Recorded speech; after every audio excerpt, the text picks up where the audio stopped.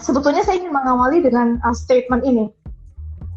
Tidak ada satu orang pun yang sebetulnya kalau kita katakan sehat secara mental. Sama sebetulnya kalau kita bicara tentang mental, ini sama dengan kita bicara tentang fisik kita, tentang badan kita. Ya.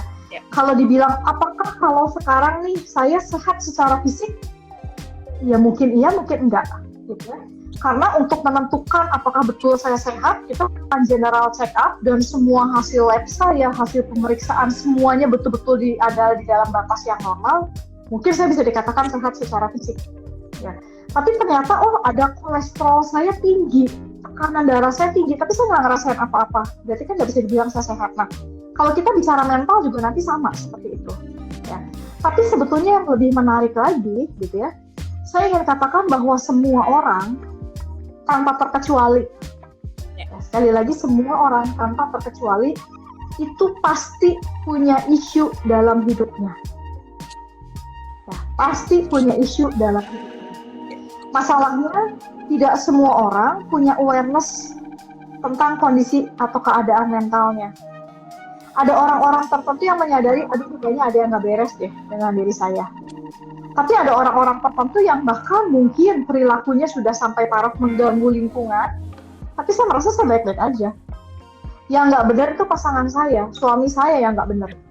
Yang salah anak saya nakal, atasan saya, bos saya di kantor, atau anak buah saya yang kerjanya nggak benar. Saya sih baik-baik aja. Gitu.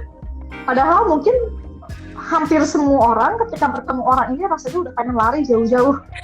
Kira-kira gitu. Baik, jadi semua orang sekali lagi itu pasti punya isu dalam hidupnya, ya. Tapi nggak semua orang punya awareness yang sama. Nah, artinya kalau kita mundur sampai ke tahapan itu bahwa semua orang pasti punya isu, berarti bisa dikatakan bahwa sebenarnya kriteria yang namanya sehat mental itu tuh nggak ada. Ya, kita mengatakan orang ini sehat mental, orang ini tuh oke-oke aja, hanya terlihat secara statistik mungkin norma statistik secara umum. Perilaku dia masih ada di dalam batasan normal karena mencakup hampir semua populasi orang melakukan hal yang sama sehingga itu dianggapnya jadi normal. Jadinya oke, kira-kira gitu ya. Tapi sebetulnya semua orang lagi-lagi punya isu dalam hidup mereka.